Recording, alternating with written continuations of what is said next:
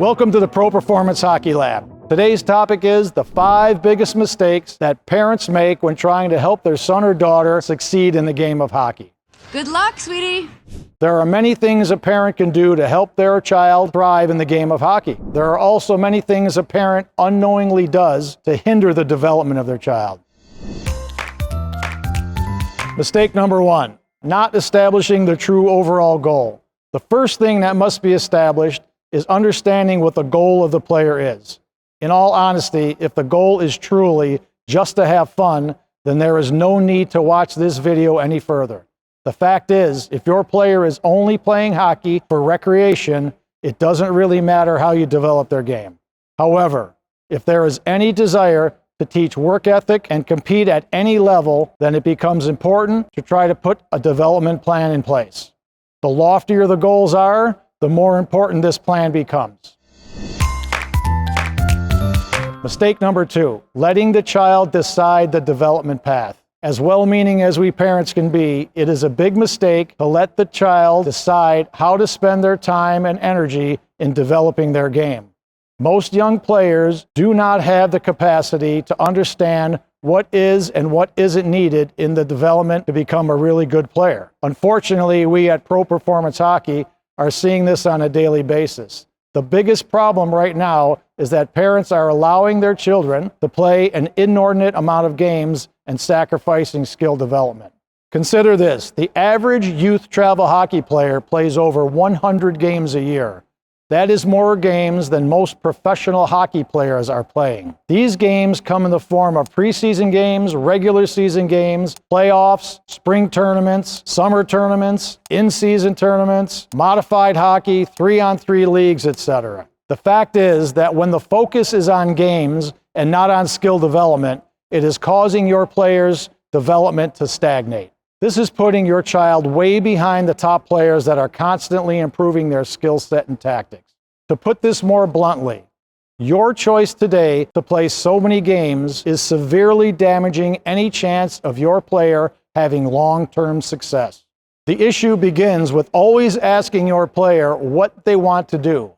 Of course, a player is going to choose playing in games over a practice or a clinic. Also, if you ask any parent what they would rather watch, they will typically choose a game over a clinic as well. This is where the decline or stagnation in a player's skill set begins. Again, if your athlete is only playing just to have fun, then there is no need to worry. If your player wants to strive for a higher level or higher proficiency, you will need to optimize their training. Mistake number 3. Chasing wins instead of development.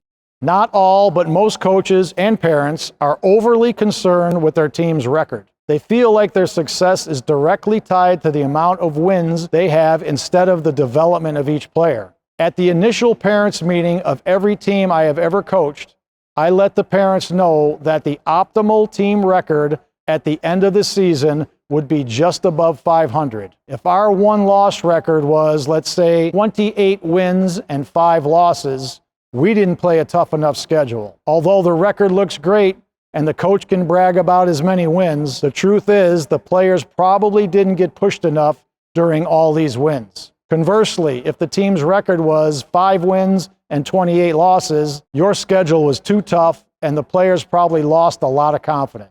The season schedule difficulty or strength of schedule needs to be adjusted constantly. Mistake number 4, relying on your team's coach to fully develop your player. It should be realized that not all of your team practices are optimized to develop your player's overall success. I constantly see youth teams spending a huge portion of their limited practice time working on the wrong things. I see them prioritizing the power play when most of the players can't stick handle with their eyes up. I see them working on their breakout when most of the players can't catch a hard pass. I see teams practicing a complicated forecheck when most players can't skate well enough to even come close to making that forecheck work. This is why it is critical to supplement your players' training with high-quality clinics, camps, or private training. This supplemental training is critical to the development of the players that have a higher achievement potential.